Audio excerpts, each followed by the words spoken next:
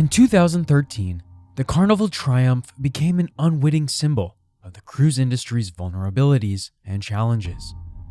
What began as a routine Caribbean voyage in February quickly spiraled into a series of catastrophic events that would plague the ship and its parent company, Carnival Cruise Lines, throughout the year. From its infamous raw sewage incident to subsequent mechanical failures and legal battles, by exploring these events, we gain insight into the complex interplay of factors that contributed to the ship's misfortunes, including maintenance oversights, crisis management shortcomings, and the broader implications for passenger safety and corporate accountability in the cruise industry. For Maritime Mishaps, here is the terrifyingly true story of the Poop Cruise.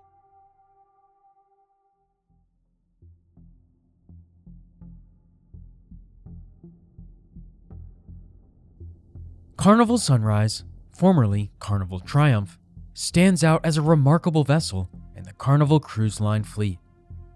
The ship belongs to the Destiny class, alongside three other vessels: Carnival Radiance, Costa Fortuna, and Costa Magica. Due to its extensive renovations, Carnival Sunrise is often considered the flagship of what has come to be known as the Triumph class. The ship's home port is located in Miami, Florida, from where it embarks on numerous voyages.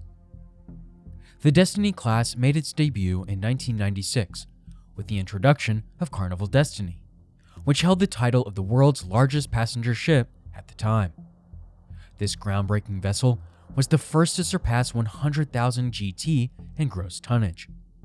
Carnival Triumph followed in 1999, with Carnival Victory joining the fleet in 2000. While these ships shared similarities with their predecessor, they boasted additional decks and accommodations, increasing their passenger capacity. This distinction led to Triumph and Victory being classified as Triumph-class vessels. Both Carnival Cruise Line and Costa Cruises have since expanded their fleets with larger ships inspired by the Destiny-class design. The construction of Carnival Sunrise took place at Fincantieri's shipyard in Monfalcone, situated in the northeast regions of northern Italy. On October 23, 1999, the ship was launched in a ceremony where Madeline Arison, spouse of then CEO and current chairman of Carnival Corporation, Mickey Arison, served as the godmother. Carnival Sunrise boasts impressive dimensions, stretching 893 feet and 4 inches, or 272 meters in length, with a width of 116 feet and 6 inches, or 35.5 meters. When fully loaded, the ship has a draft of 27 feet and 3 inches, or a little over 8 meters. Its volume, measured in gross tonnage, amounts to over 101,000 GT. The vessel employs a diesel-electric propulsion system that powers all onboard operations, from navigation to guest amenities. The ship's power plant consists of 6 diesel generators, 4 16-cylinder Finnish-produced engines, and 2 12-cylinder Finnish-produced engines, all providing medium-speed power. 2 electric propulsion motors, each capable of generating 17.6 megawatts, drive controllable pitch propellers. This configuration allows Carnival Triumph to achieve a top speed of 22.5 knots, or 25.9 miles per hour, and a cruising speed of about 20 knots or 23 miles per hour. For enhanced maneuverability in port, the ship is equipped with 6 transverse thrusters. In 2019, the ship underwent a major transformation in Cadiz, Spain. This $200 million renovation project not only refurbished the vessel, but also led to its rebranding as Carnival Sunrise. A ceremony held on May 23rd in New York City officially introduced the ship's new identity, marking a significant milestone in its operational history. However, long before a renaming ceremony took place or renovations transformed the ship into an unrecognizable upgrade, a steady stream of disasters and horrifying incidents plagued the Destiny-class vessel in probably the most non-triumphant ways possible.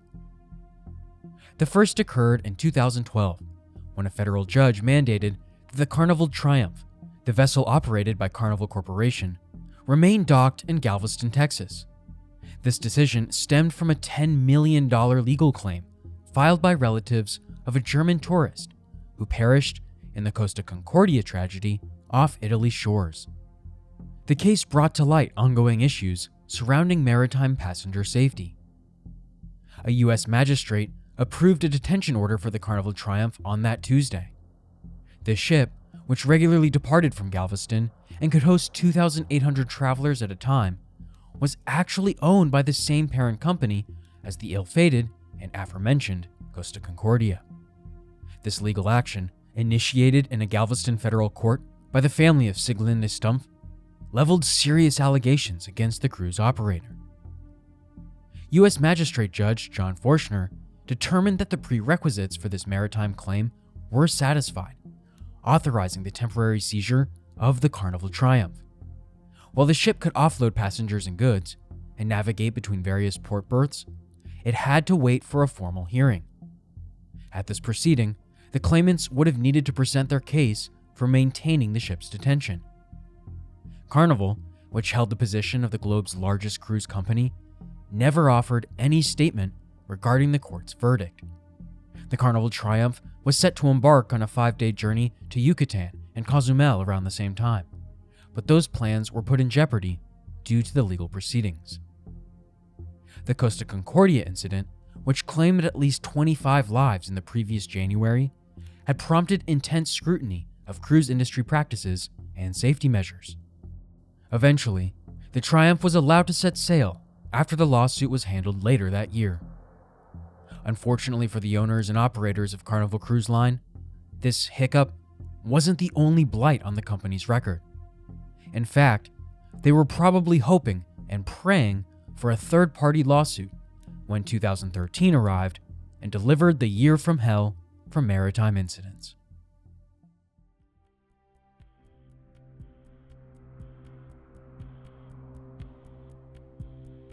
In the early hours of February 10, 2013, the Carnival Triumph encountered a severe challenge when flames erupted in its rear engine compartment at approximately 5:30 a.m. While the blaze was swiftly suppressed by automatic systems, it rendered the vessel powerless and immobile. Fortunately, all passengers and crew emerged unscathed, but the absence of electricity created a harrowing situation. The ship drifted aimlessly in the Gulf of Mexico for 4 grueling days, depriving those on board of crucial amenities such as climate control, illumination, water supply, and operational restrooms. As time progressed, shipboard conditions worsened dramatically. A particularly alarming development was the backflow of untreated waste into passenger areas, posing significant health risks. Media outlets quickly latched onto the story, dubbing it the Poop Cruise. Initial plans to tow the ship to Progreso, Mexico were abandoned when ocean currents pushed the vessel northward while awaiting assistance. The new destination became Mobile, Alabama. By February 11th, limited power was restored using backup generators, enabling some onboard functions. Nearby ships provided crucial supplies. Carnival Elation delivered provisions on the night of February 10th, followed by Carnival Legend the next afternoon, bringing additional food and water. Legend also aided a passenger requiring dialysis by transporting them to Cozumel. Later that day, Carnival Conquest arrived to offer further support. On February 13th, 2 tugboats began towing the stranded vessel, with a third expected to join that evening. Despite plans to reach Mobile by the afternoon of February 14th, strong winds caused delays. Eventually, 4 tugboats were employed to pull the ship, with a 5th on standby. But a snapped tow line further complicated matters. The ship finally docked at 9:20 p.m. that evening. For many travelers, the ordeal was nightmarish. One woman and her daughter, who had meticulously planned this voyage to celebrate the daughter's birthday, found themselves in a dire situation. They were jolted awake by a fire alarm in a smoke-filled corridor, marking the beginning of several miserable days at sea.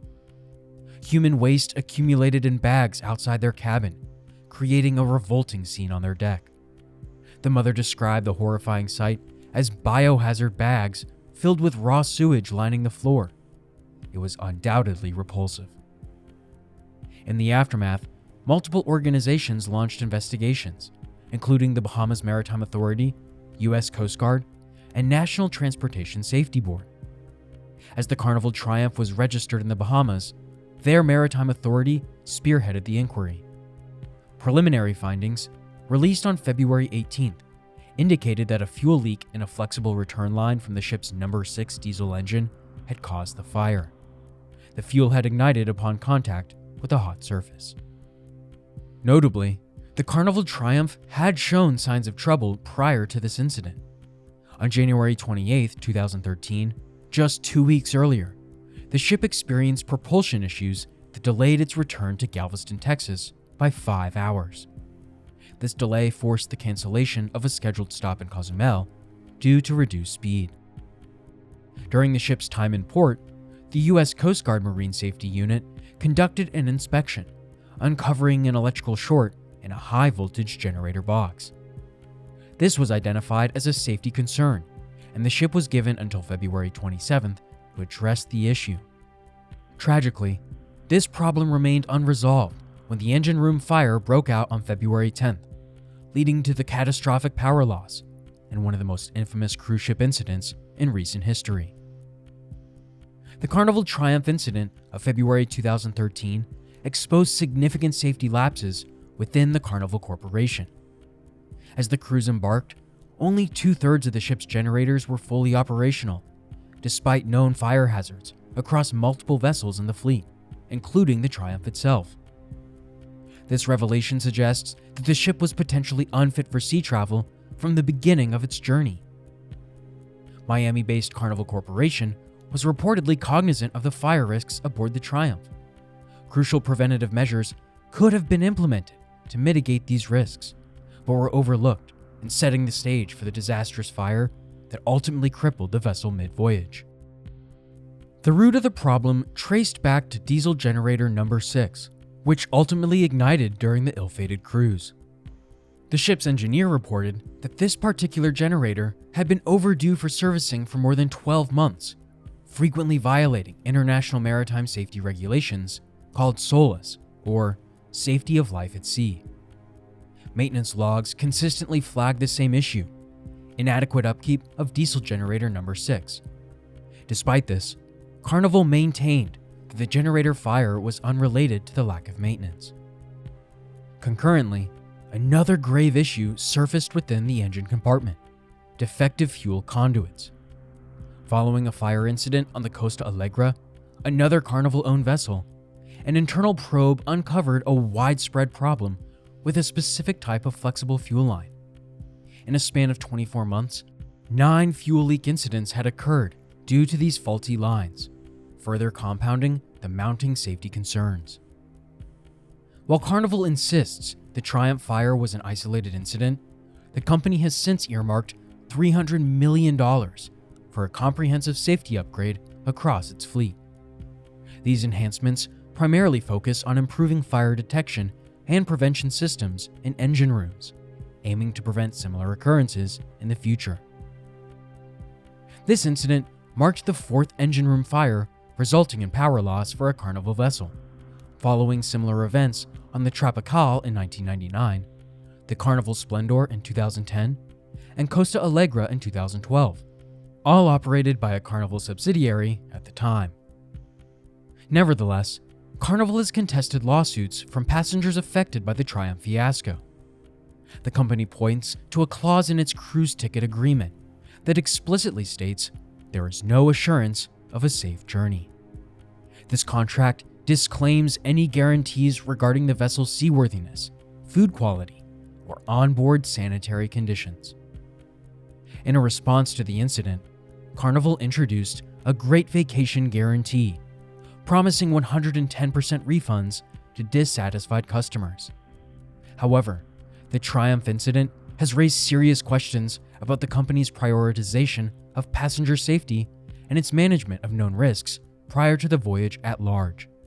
And none of these questions raised were better heard than from the affected passengers, now suffering from PTSD and mental distress from living through the poop cruise.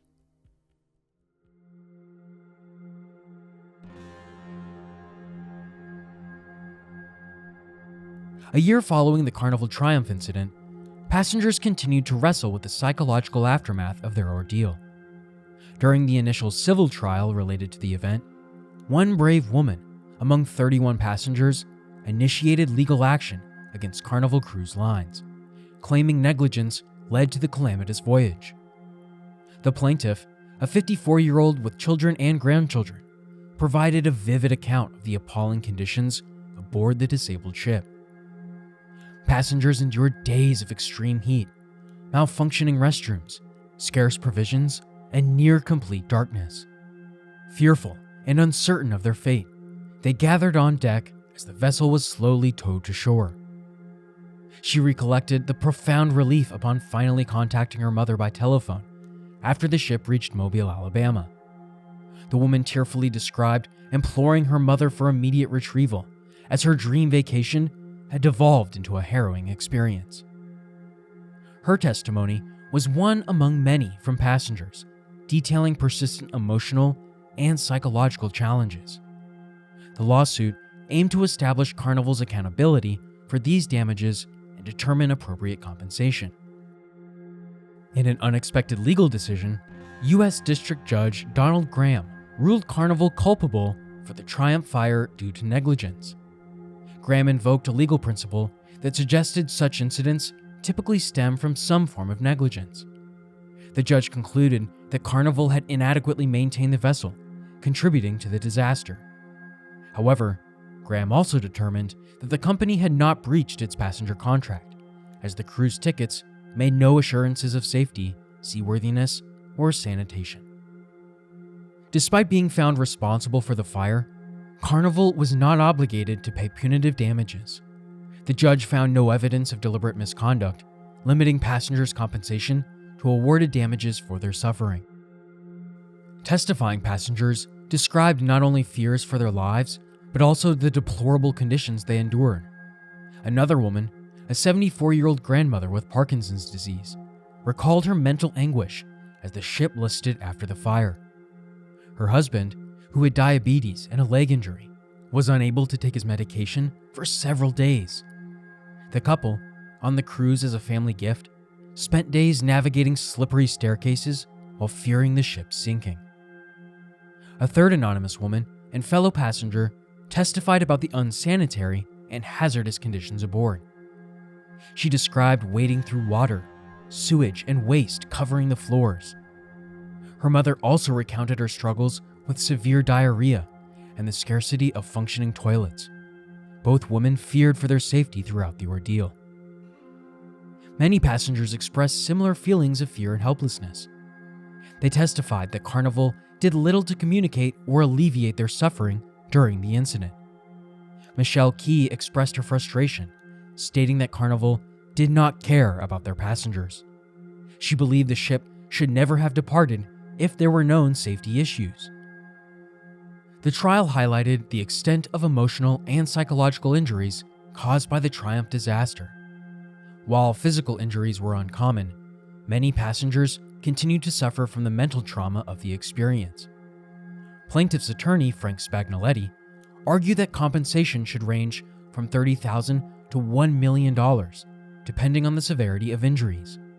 He emphasized the clear evidence of emotional harm caused by the conditions on the ship. Carnival's attorney, Curtis Mays, acknowledged the gravity of the incident, but defended the company's actions, stating that the fire was an unintended and unwanted occurrence for both Carnival and its guests. The trial, expected to last several weeks, was set to determine Carnival's financial liability and compensation for affected passengers.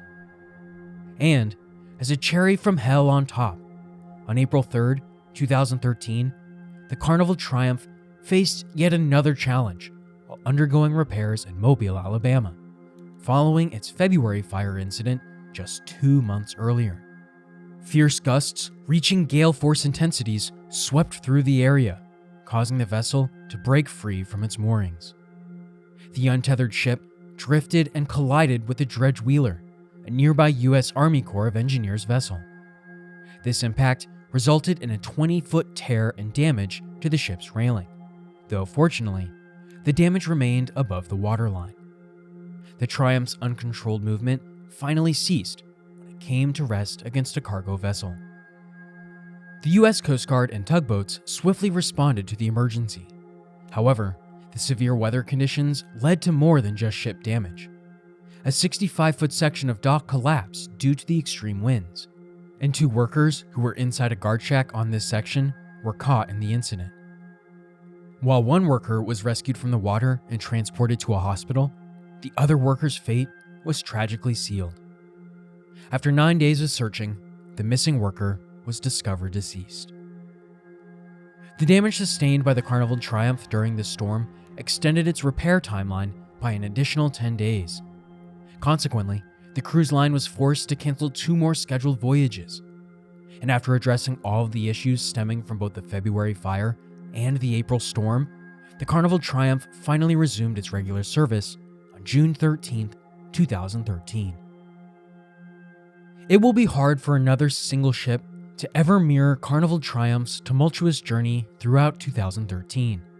From the disastrous February fire that left passengers stranded in deplorable conditions, to the April storm incident that claimed a life and caused further damage, the ship's troubles exposed significant vulnerabilities in Carnival's operations. These events not only tarnished the company's reputation, but also sparked important discussions about passenger rights, maritime safety regulations, and corporate responsibility. As the cruise industry continues to evolve, the lessons learned from the Carnival Triumph's year of misfortune should serve as a catalyst for a renewed commitment to passenger well-being across the entire sector. The Triumph's ordeal stands as a pivotal moment in cruise ship history, prompting necessary changes and heightened awareness that will hopefully prevent similar incidents in the future.